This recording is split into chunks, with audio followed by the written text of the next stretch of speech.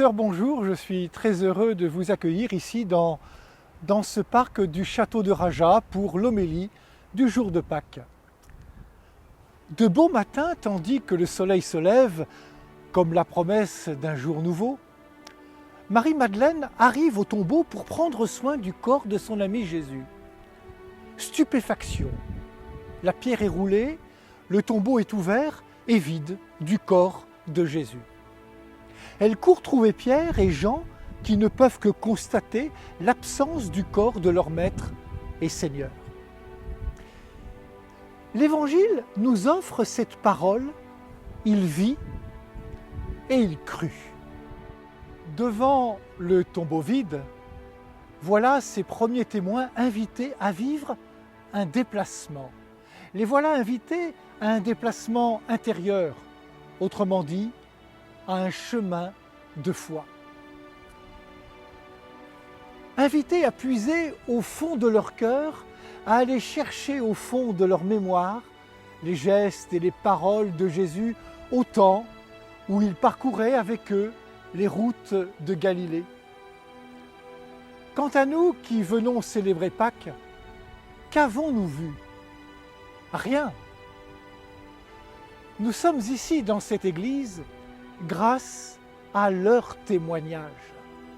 Il vit et il crut. Cette foi de Marie-Madeleine, de Pierre, de Jean et de tous les autres va parcourir la terre et s'ouvrir au monde entier. Tout naît du témoignage, comme nous l'indiquait la première lecture des Actes des Apôtres. Pierre prend la parole et dit « Vous savez ce qui s'est passé à travers tout le pays des Juifs depuis les commencements en Galilée. Dieu, dit-il, nous a chargés d'annoncer et de témoigner. » Ainsi, nous connaissons Jésus grâce au témoignage de celles et ceux qui ont osé parler. Nous n'avons pas d'autre garantie que leur témoignage.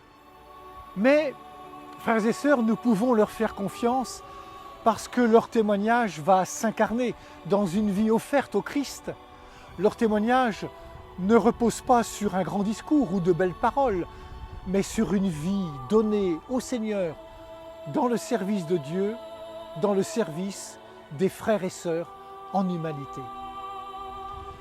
Oui, nous pouvons leur faire confiance parce que le témoignage a été éprouvé, parfois jusqu'au martyre.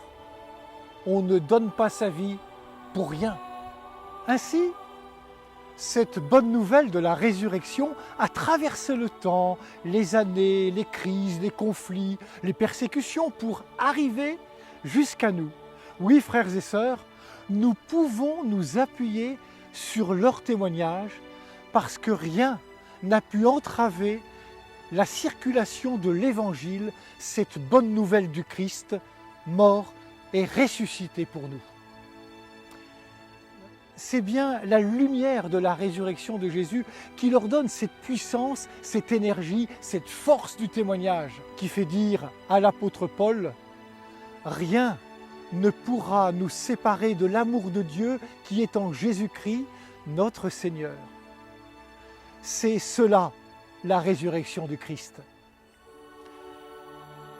La résurrection donne sens à tous ces missionnaires qui aujourd'hui encore partent à travers le monde entier, ou à celles et ceux qui, sans faire des kilomètres, font le choix de la proximité pour offrir au monde les paroles et les gestes de Jésus. Grâce à celles et ceux qui aujourd'hui se laissent déplacer par la foi au Christ, mort et ressuscité, l'Évangile ne reste pas lettre morte. Il s'incarne en tout lieu de la planète, dans toutes les réalités de notre humanité. La résurrection, c'est ce qui donne sens à celles et ceux qui, avec beaucoup d'énergie, se mettent au service des autres dans le domaine social, culturel, médical, associatif, éducatif, politique, ecclésial. La résurrection, c'est ce qui donne sens à tous ces combats contre les formes d'esclavage moderne, d'injustice et d'exclusion, La résurrection, c'est le contraire de tous les immobilismes et des replis sur soi. C'est une mise en route de la force de vie que Dieu a semée en nous depuis les origines. Bien sûr, nous pouvons buter sur des murs, des incompréhensions, des rejets, des hostilités, mais la puissance du Christ ressuscité permet d'aller au-delà de tous les obstacles. La résurrection, c'est la vie victorieuse. C'est un cœur qui se laisse toucher par une parole de consolation. C'est un cœur qui trouve la paix. C'est une vie qui se réoriente vers les autres et vers la spiritualité. C'est un pardon offert pour plus de fraternité.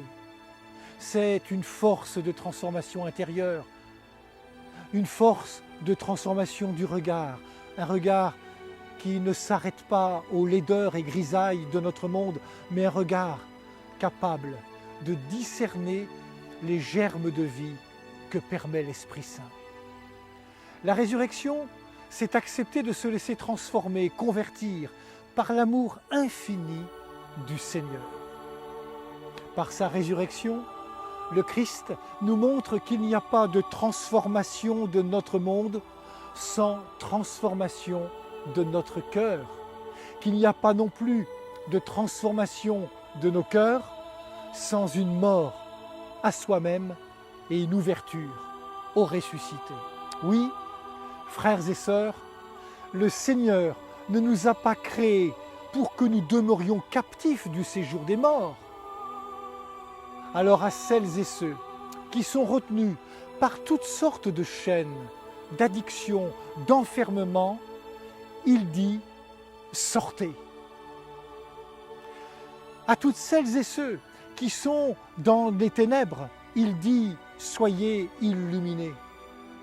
À toutes celles et ceux qui sont endormis, il dit « relevez-vous ». C'est pour nous que le Christ a été baptisé dans les eaux du Jourdain. C'est pour nous que Jésus a vécu comme fils au milieu de notre humanité. C'est pour nous que le Maître s'est fait serviteur. C'est pour nous qu'il a accepté le chemin de la croix. C'est pour nous que Dieu son Père l'a relevé d'entre les morts. C'est par amour, et seulement par amour, qu'il nous ouvre aujourd'hui à sa vie. La résurrection est notre espérance et notre force. Vivons en enfants de lumière. Bonne fête de Pâques à toutes et à tous. Alléluia, Alléluia, Alléluia.